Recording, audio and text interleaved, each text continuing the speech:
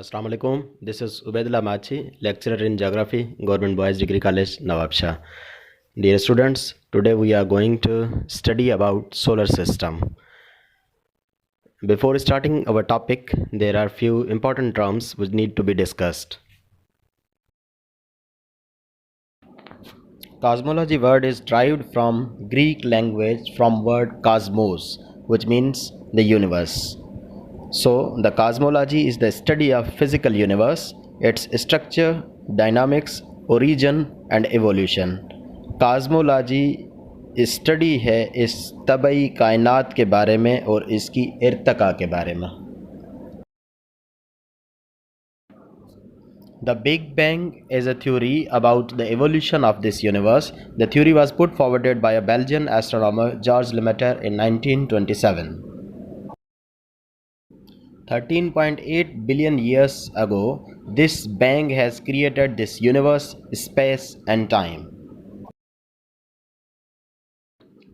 Big bang के मुताबिक एक प्रोटोस्टार ने अपने ही महवर के ऊपर घूमना शुरू किया और इसके घूमने की वजह से इसके अंदर ग्रेविटेशनल फोर्स पैदा हुई और इस कशिश ने पूरी कायनात के अंदर मौजूद सारा जो मैटर था उसको अपनी ओर अट्रैक्ट किया और वो उसके साथ मिक्सअप हो गया.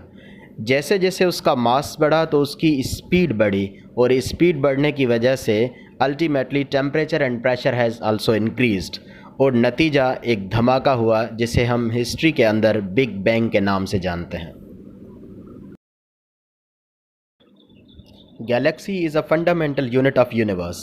अ galaxy is a gravitationally bound system of stars, stellar remnants, interstellar gas, dust and dark matter.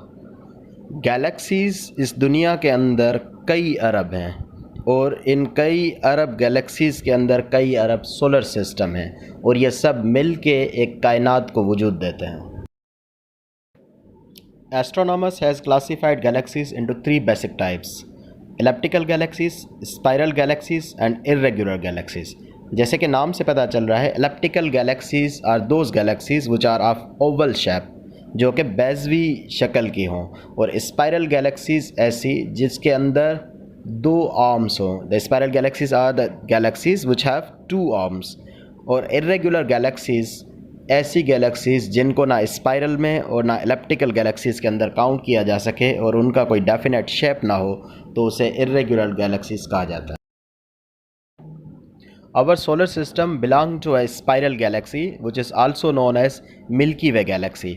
हम जिस गैलेक्सी के साथ ताल्लुक़ रखते हैं वो मिल्की वे गैलेक्सी है और ये मिल्की वे गैलेक्सी को अगर हम देखना चाहें तो रात के टाइम पे आसमान के बिल्कुल सेंटर में एक स्टार्स का पूरा एक पैसेज आपको दिखाई देगा और उसी के अंदर ऐसे लगेगा कि जैसे कि दो आर्म्स हो और सेंटर में एक डिस्क हो. तो इसी टाइप की गैलेक्सीज़ को ही स्पाइरल गैलेक्सीज़ कहा जाता है. और हमारी जो स्पाइरल गैलेक्सी है इसकी विड्थ को अगर देखा जाए तो ये 30,000 पार्सिक है. The theory of the solar system is given by Copernicus. The solar system is a gravitationally bound system of sun, planets, satellites, asteroid belts and so on. निज़ाम शमसी एक सूरज का निज़ाम है जिसके अंदर सूरज हेड ऑफ़ द फैमिली है और बाकी तमाम planets, dwarf planets, satellites, asteroids, comets ये सब उसका मेंबर हैं और उसके फैमिली का हिस्सा है. जबकि सोलर सिस्टम ख़ुद इस गैलेक्सी का जिसका हम हिस्सा है मिल्की वे गैलेक्सी उसका एक छोटा सा हिस्सा है. The solar system have 8 planets. The first 4 planets, Mercury, Venus, Earth or Mars, are known as rocky planets which have definite number of moons. The remaining 4 planets, Jupiter, Saturn, Uranus and Neptune, are known as icy or gaseous giant. ये वो planets हैं जिनको हम IC या gaseous giant कहते हैं. इनकी quality ये है कि इनके वेरिएबल नंबर ऑफ मून्स हैं. Sol means sun. The sun is a mid-sized star and stars are luminous bodies which emit light. सूरज जो है उसे हम एक सितारे की सूरत में जानते हैं। वो एक मिड साइज्ड स्टार है। इससे बड़े सितारे भी होते हैं इस कायनात के अंदर और इससे छोटे सितारे भी होते हैं। सूरज के ऊपर एक प्रोसेस होता है जिसे कहा जाता है fusion, and fusion is a merging of elements to form more nuclei with release of energy. और ये जैसे एनर्जी रिलीज़ होती है, हाइड्रोजन और हीलियम आपस में फ्यूज़ होके एक एनर्जी रिलीज़ करते हैं जिसे हम कहते हैं फोटॉन्स, जो कि हम आम ज़ुबान में उसे कहते हैं सूरज की रोशनी। इसी वजह से सूरज को हम कहते हैं chief source of energy. Mercury means अतारुद। Mercury is the first one planet in the solar system which is nearest to the sun, as well as it is smallest planet in the entire solar system। और mercury के पास कोई भी natural satellite नहीं है जिसे हम कहते हैं चांद।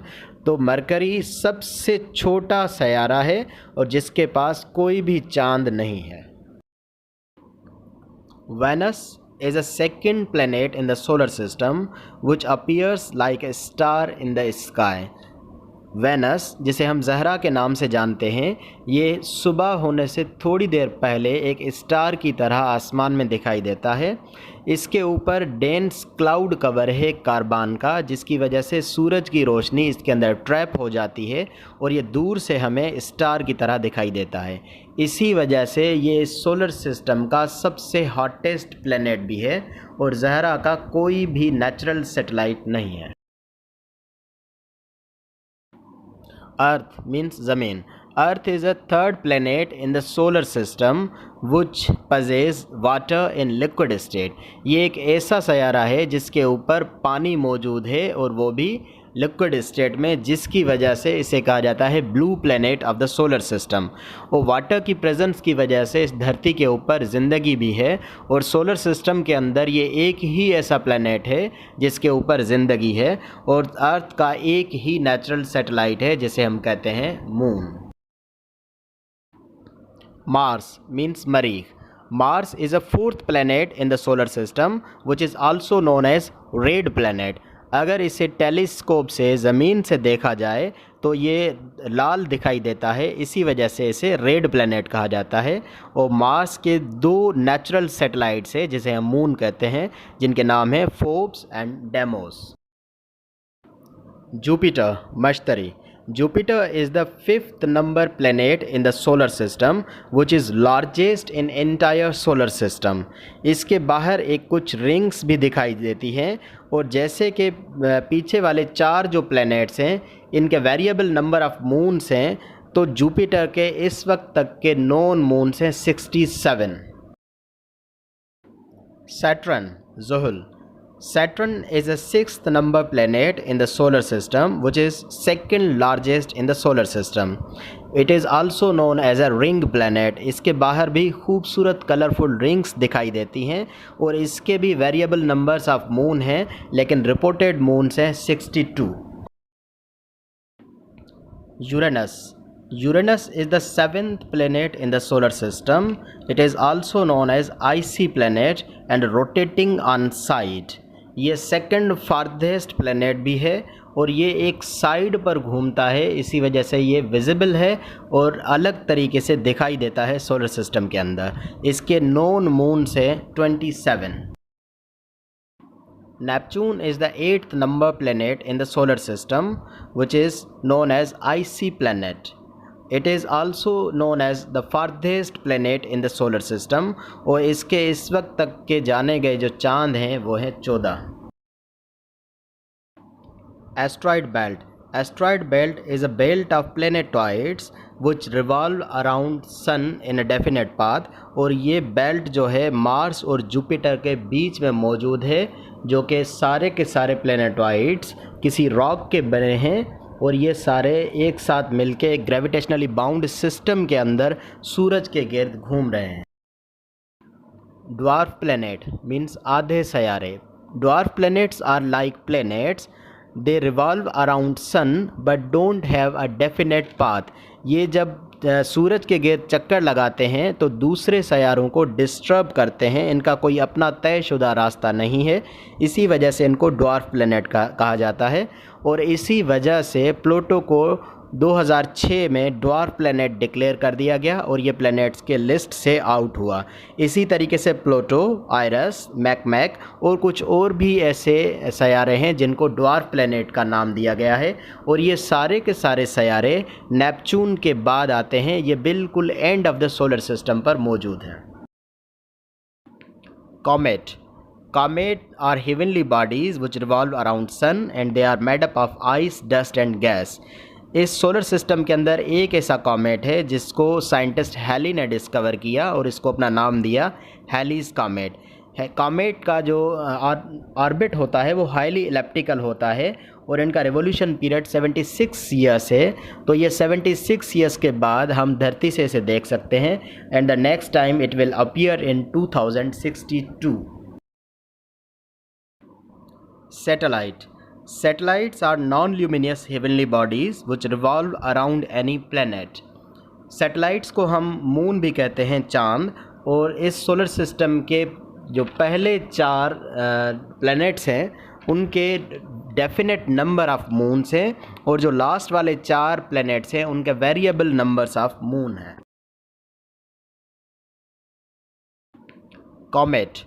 Comet are heavenly bodies which revolve around sun and they are made up of ice, dust and gas। इस सोलर सिस्टम के अंदर एक ऐसा कॉमेट है जिसको साइंटिस्ट हैली ने डिस्कवर किया और इसको अपना नाम दिया हैलीज़ कॉमेट। कॉमेट का जो ऑर्बिट होता है वो हाईली इलिप्टिकल होता है और इनका रिवोल्यूशन पीरियड 76 ईयर्स है। तो ये 76 ईयर्स के बाद हम धरती से इसे देख सकते हैं and the next time it will appear in 2062। Meteorites are small chunks of iron and rocks।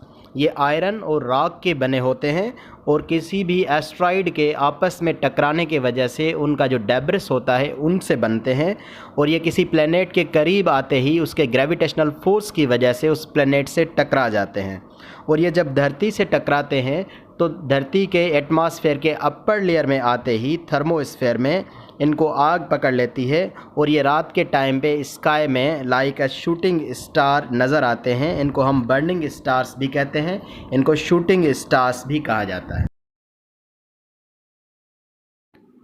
एपीहेलोइन and पेरीहेलोइन, ये 2 टर्म्स हैं जो अर्थ का डिस्टेंस बताते हैं सूरज से कि वो अर्थ कितने डिस्टेंस पर मौजूद है। एपीहेलोइन डिस्टेंस होता है कि जब अर्थ सूरज से ज़्यादा फासले पर हो, और पेरीहेलोइन कहा जाता है कि when earth is closest to the सन।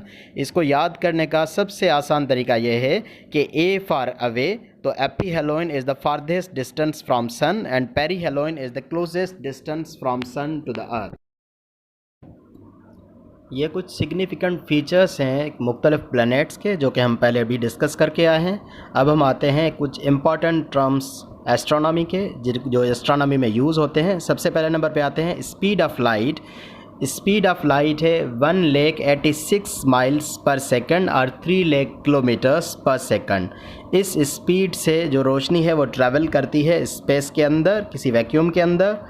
और लाइट ईयर जो है, अगर रोशनी 1,86,000 माइल्स पर सेकंड की स्पीड से पूरा साल ट्रैवल करती रहे और जितना डिस्टेंस वो ट्रैवल करके जाएगी तो उसको मिला के हम कहते हैं a light year. Parsec is equal to 3.6 light years.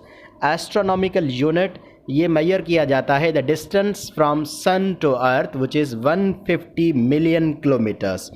और सूरज से जो रोशनी है वो धरती तक पहुंचने के लिए टाइम लेती है 8 मिनट 20 सेकंड, और चांद से इसी रोशनी को धरती तक पहुंचने के लिए लगते हैं 1.3 सेकंड।